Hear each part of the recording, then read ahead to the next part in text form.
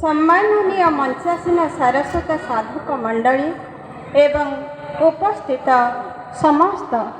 कवि भाई भौणी मानक मोर विनम्र नमस्कार। से अदृश्य ईश्वर आकार विहीन दृश्य सृष्टिर स्रष्टा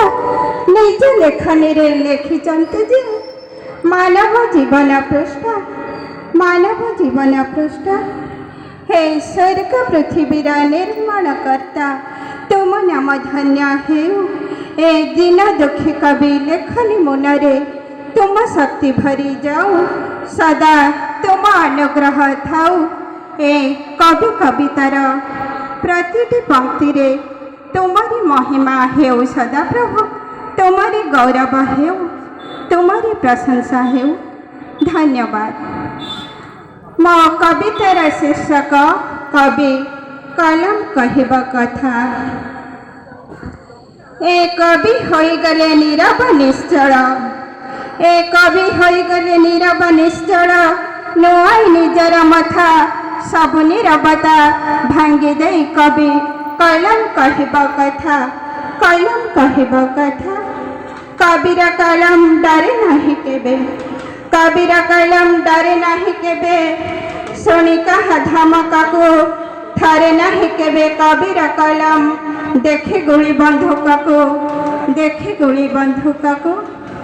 कविर कलम स्वर उठेब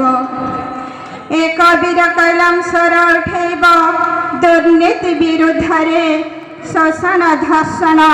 अन्य शासन चले जदि समाजरे भ्रष्ट समाजर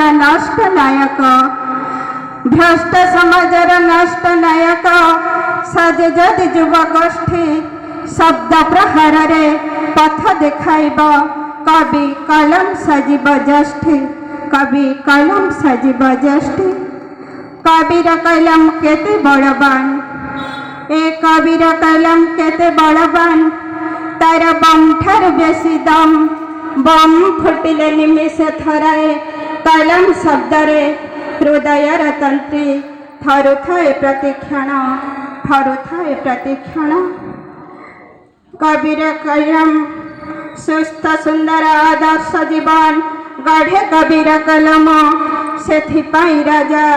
राज्य पाए पूजा कवि विश्व पाए